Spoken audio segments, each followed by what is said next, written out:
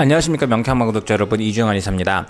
여러분, 요새 뉴스에도 많이 나옵니다. 감기가 8주 이상 막 지속됩니다 해가지고 지금 뭐 내과, 소아과 할 거 없이 뭐 70에서 80% 이상의 환자들이 뭐 인산이를 이룬다, 뭐 독감, 뭐 그죠? 뭐 마이코플라즈마 감염, 뭐 별게 다 유행을 합니다. 어린 아이들에게 유행하는 수두라는 질병 같은 경우가 뭐 초등학교 고학년, 뭐 중고등학생들까지도 뭐 유행을 하는 경우도 있다고 하고요. 온갖 잡병들이 막 유행을 한다라고 하는 공포스러운 그런 뉴스나 이런 부분들. 그 다음에 지금 이제 그 보고 계시는 이제 구독자분들 중에서도 그 기침이 분명히 뭐 고열이 나고 뭐 오한이 나고 막 이런 이제 급성은 아닌데 기침이 끊이지 않고 계속 천식처럼 계속 콜록콜록 하는 경우도 굉장히 많이 있으실 걸로 생각이 됩니다.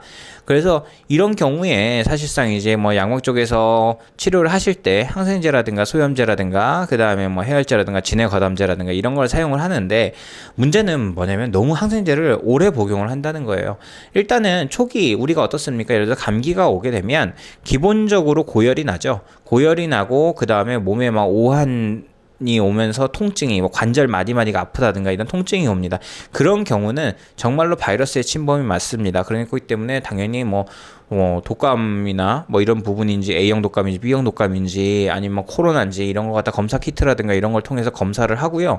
그래서 거기에 맞는 치료를 하는 게 맞습니다. 근데 잘 생각해 보시면은 항생제 같은 경우는 세균을 잡는 약이지 바이러스를 잡는 약이 아닙니다. 그렇기 때문에 그걸로 인해 가지고 기침을 오래 한다든가 통증이 오래 간다든가 그걸로 인해 가지고 어떤 2차적인 감염이 생기는 거를 치료하기 위한 약이 항생제지 예방하는 약이 항생제가 아니라는 거. 그렇기 때문에 항생제를 초기에 너무 과도하게 쓰는 것도 문제가 되고요.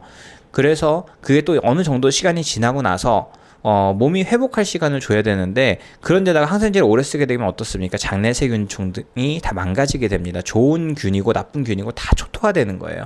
그렇기 때문에 그거 갖다 재생하는데 일정 기간의 휴식이 분명히 필요합니다. 유산균도 많이 먹어야 되고 뭐 음식이나 이런 걸 통해 가지고도 마찬가지고요. 뭐 낫또라든가 김치라든가 이런 거, 그다음에 뭐 된장, 뭐 청국장 이런 거 있죠. 그런 거를 많이 먹고 하면서 회복을 해야 될 시간을 줘야 되는데 뉴스에 나온 것처럼 8주 이상 지속된다고 계속 약을 먹으면 어떻게 됩니까? 보통 왜 쥐 실험 같은 거를 할 때 보면은 항생제를 먹이잖아요. 항생제를 먹이고 나면 쥐가 원래 본능적으로 어떤가요? 벽도 잘 타고 그 다음에 이렇게 물에다 던지면은 그러니까 물에 빠지면 그 벽면으로 수영을 해서 이렇게 쫙 해서 탈출을 쉽게 합니다. 근데 얘네들이요 항생제를 먹이게 되면 어떤 반응을 보이냐면 물에 던졌는데 가운데서만 계속 맴돌고요. 제 길을 못 찾아갑니다.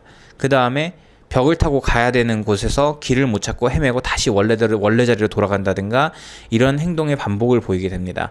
그래서 대부분 항생제를 오랫동안 복용하신 분들 증상을 보면 어떤가요? 소화작용도 안 되고 막 울렁거리고 어지럽고 이런 것부터 시작해서 머리가 멍해요. 왜 브레인 포그라고 하죠. 그런 부분들도 동반되는 경우가 굉장히 많이 있습니다. 그래가지고 보통 저희가 치료를 할 때도 장내세균총이라고 하는 대장, 소장 쪽 이런 증상들 그런 부분들을 좋아지게 할 수 있는 쪽의 치료들을 같이 가미를 했을 때 굉장히 빠른 속도로 회복하는 경우를 왕왕 복원합니다. 그래서 또 그렇게 해서 장내 세균의 균형을 잡아주고 그 다음에 면역 기능을 올려주는 쪽으로 뭐 약침 치료가 됐던 침 치료가 됐던 뭐 뜸 치료가 됐던 뭐 약물 치료가 됐던 이런 걸 하고 나면 그런 부분에 있어 가지고의 후유증이나 계속 끊이지 않는 기침이 굉장히 좋아지는 경우도 많이 있습니다. 치료에 대한 그런 부분들은 어떤 한 가지 방향만 있는 건 아니에요. 한 가지만 있고 오로지 예를 들어서 코로나에 관련된 것만 해도 백신만 해도 몇 가지 종류예요. 여러 가지 종류가 있잖아요. 방식이 다르더라도 그것처럼 치료에 대한 접근 또한 여러 가지 방식이 있을 수 있습니다. 거기서 저는 이제 동양의학이라고 하는 이제 한의학의 방식을 택해서 이제 치료를 하는 거고요. 다만 그럼에도 불구하고 이제 기침이 너무 오래 가고 항생제 너무 오래 먹었고 한다면은 양광 쪽에서 뭐 건강기능식품이나 영양제 같은 거 사용하는 것들이 있잖아요. 그런 것들도 상당히 유효할 수 있습니다. 근데 건강기능식품이나 영양제가 나온 이유는 뭘까요? 분명히 부족한 부분을 보충하기 위한 부분이죠. 그렇기 때문에 거기에 맞는 부분도 잘 취사 선택을 해가지고 사용하게 되면 8주 이상이나 됐으면 사실상 그 병원의 현재 방식의 치료가 안 되는 거라고 보시면 됩니다. 그렇기 때문에 무조건 그냥 언젠가는 낫겠지 하고 나서 막연히 가지 마시고 내가 혹시라도 어지러움이나 울렁거림이나 이런 게 동반이 된다면 한 번쯤은 한의원을 찾아보시는 것도 좋은 선택일 수 있습니다. 만약에 어떤 이유로든 간에 저희 환자분들 중에 그런 분도 있어요. 난 한약은 절대 안 먹어요. 우리 어머니가 간경화 걸린 적이, 한약 먹고 간이 나빠진 적이 있어서, 물론 어떤 한약을 먹었는지 알 수는 없지만, 그래서 저는 그게 트라우마라서 한약은 절대 안 먹어요. 막 이런 분들 계십니다. 근데 어쨌든 간에 내 몸에 맞는 거는 필요한 부분은 분명히 있는 거거든요. 그렇다면 저 같은 경우 환자분들한테 소금물 있죠.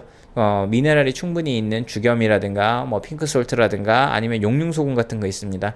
그런 거를 드시라고, 그런 거를 소금물에다 해가지고 하게 되면 그게 천연 항생제고 뭐 세균도 잡아주지만 당연히 미네랄 보충이 되니까 어때요? 몸에 이제 면역 기능이나 이런 부분도 많이 정상적으로 돌아가겠죠.